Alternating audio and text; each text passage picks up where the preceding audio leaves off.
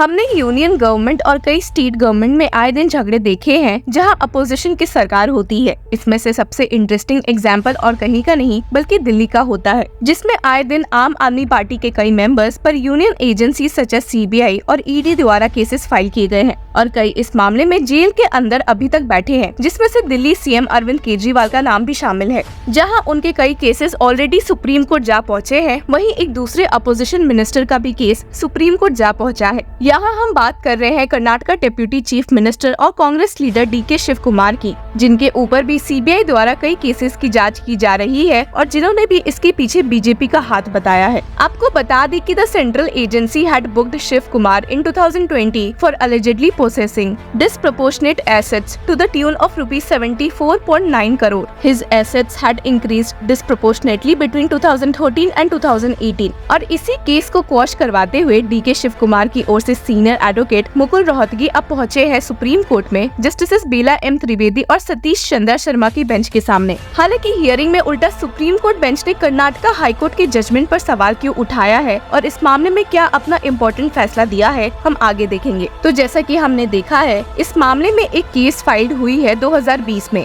पर मामले की शुरुआत होती है 2019 से, जब कर्नाटका की BJP सरकार ने कांग्रेस लीडर DK शिव कुमार की असेट्स की जांच करने की परमिशन CBI को दे दी थी, जिसके बाद in October 2020 the agency had raided 14 locations linked to Shiv Kumar. हालांकि हार नहीं मानते हुए DK शिव कुमार ने state sanction to the Central Bureau of Investigation को अप्रैल 2023 में चैलेंज किया था, जिसे कर्नाटका हाईकोर्ट ने रिजेक्ट कर दिया था। अब यहाँ कर्नाटका के पॉलिटिकल माहौल में बड़े चेंजेस देखने को मिले हैं, जब मई 2023 में कांग्रेस की सरकार पावर में आ जाती है और जिसके बाद उन्होंने इस केस में स्टेट द्वारा सैंक्शन वापस ले लिया। इसके बाद DK शिव कुमार ने कर्नाटका हाईकोर्ट के अप्रैल 2023 के ऑर्डर को एक डिवीजन बेंच के सामने चैलेंज किया। वो ordered an interim stay on the agencies investigation in June 2023। हालांकि इस ऑर्डर के बावजूद भी CBI ने इस मामले में एक जांच शुरू कर दी और इस बारे में शिव कुमार की ओर से मौजूद सीनियर एडवोकेट मुकुल रोहतगी ने सुप्रीम कोर्ट बेंच को बताया। हालांकि सुप्रीम कोर्ट बेंच काफी शॉक दिखी है कि भला हाईकोर्ट ने कैसे स्टेट गवर्नमेंट द्वारा दिए गए सैंक्शन पर स्टे लगा दिया।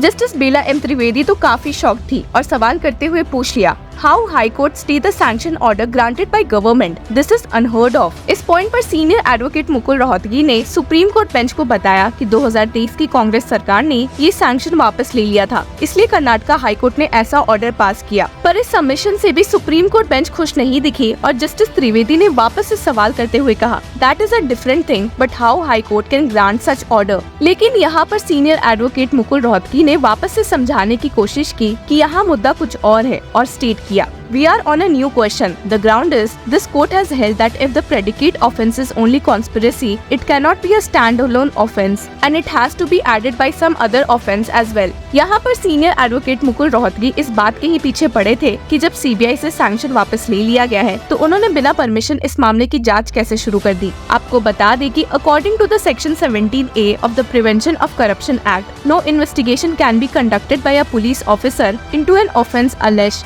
to have been committed by a public servant under the act without prior approval from an appropriate authority। और इंटरेस्टिंग बात तो ये भी है कि क्या ये सेक्शन जो अमेंड होकर 2018 में आया है, 2018 के पहले हुए क्राइम्स में लागू होता है या नहीं का सवाल एक हायर बेंच को रिफर किया गया है और वो भी जस्टिस बेला M त्रिवेदी और अनिरुद्ध बोस की बेंच के ही द्वारा। हालांकि जब सीनियर एडवोकेट मुकुल रोहतगी ने ये सबमिशन रेज किया तो जस्टिस बेला M त्रिवेदी खुश नहीं दिखी और कहा, We cannot quash the case on the basis of split verdict by this court। हार नहीं मानते हुए सीनियर एडवोकेट मुकुल रोहतगी ने ये क्लियर किया कि वे चाहते हैं कि सुप्रीम कोर्ट इस मामले में एक नोटिस इशू करे और कुछ नहीं। हालांकि justice Trivedi noted the allegation that ₹41 lakhs were recovered from Shiv Kumar. यहाँ पर सीनियर एडवोकेट रोहतगी ने ये क्लैरिफाई किया कि it was an allegation in the proceedings under the Income Tax Act. He argued that there could not be a CBI FIR on the very same issue. लेकिन इस point पर उनसे disagree करते हुए जस्टिस बेला M Trivedi ने कह दिया, but you are also prosecuted under Prevention of Corruption Act. Income tax authorities can't prosecute under PC Act. We can't interfere. Sorry। जिसके साथ ही उन्होंने डिप्यूटी CM को झटका देते हुए इस प्ली को ही रिजेक्ट कर दिया। CBI द्वारा जो FIR फाइल हुआ था उसके according Shiv Kumar and his family had possessed movable and immovable assets worth ₹33.92 crore in April 2013, but by 2018 they had acquired assets valued at ₹128.6 crore, bringing their total assets to 162.53 crore as of April 30, 2018। अब जब कांग्रेस सरकार ने आते ही इस मामले में CBI से sanction withdraw कर लिया था, तो ना ही सीबीआई शांत बैठी थी और ना ही बीजेपी। 2023 के दिसंबर में BJP leader Basanagouda Patil Yatnal challenge the state government's withdrawal of consent for the CBI probe. The CBI too filed a similar challenge.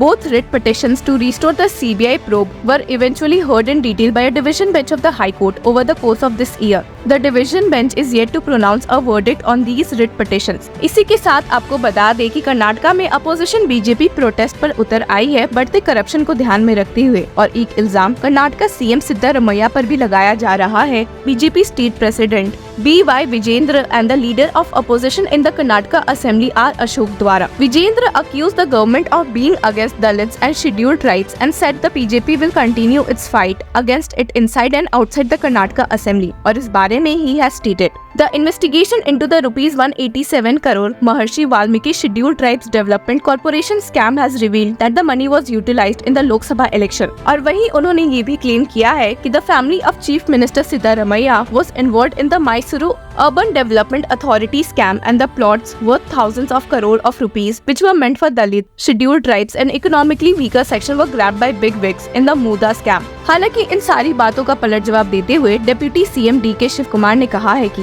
there is no scam, all scams have been created by the BJP and their tenure। The BJP is the father of scams। Now we are trying to clean up everything and they're not able to digest it as the names will come out। अब Karnataka, waste Bengal और दिल्ली में हम कई parallels देख सकते हैं कि कैसे आए दिन अपोजिशन के कई नेता पर करप्शन के चार्जेस लगे हुए हैं। अब इन सब में कितनी सच्चाई है हमें जल्दी केसेस के ट्रायल से पता चलेगा। पर वहीं अगर सीबीआई के एक्शन से अभी कोई सबसे ज्यादा परेशान है तो वो है दिल्ली सीएम अरविंद केजरीवाल, जिनके ऊपर भी दिल्ली लिकर पॉलिसी स्कैम में हुए करप्शन की जाँच चल रही है। सुप्रीम कोर्ट द्वारा इंटरिम बेल मिलने के बावजूद भी वे अभी भी जेल में है, क्योंकि उन पे सीबीआई द्वारा जो केस चल रहा है, जहाँ करप्शन की जाँच में सीबीआई लगी है। वहीं आपको बता दें कि अब दिल्ली सीएम अरविंद केजरीवाल की हेल्थ पर भी एक सवाल उठ रहा है कि उन्हें तिहाड़ जेल में अच्छे से नहीं रखा जा रहा। हालांकि तिहाड़ जेल ने इस मामले में एक रिपोर्ट इशू कर दिया है, पर उसको भी फटकारते हुए आम आदमी पार्टी MP संजय सिंह नजर आए हैं। इस बारे में उन्होंने क्या कहा है, एक नजर डाल लेते हैं। अरविंद केजरीवाल को वेट लॉस है और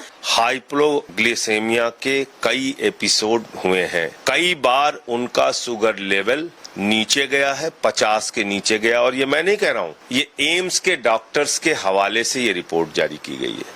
एम्स के डॉक्टर्स की जांच में ये कहा गया है। एम्स किसके अंडर में है? मोदी सरकार के अंडर में है। उसकी मेडिकल रिपोर्ट है कि अरविंद केजरीवाल को वेट लॉस भी हो रहा है और शुगर की जो समस्या हम बता रहे हैं कि 50 से नीचे 5 बार रात में उनका शुगर लेवल गया है। अब देखते हैं कि इतने सारे अपोजिशन के खिलाफ चल रहे करप्शन केसेस में एक फैसले की उम्मीद कब तक की जा सकती है। Till then keep following Law चक्रा।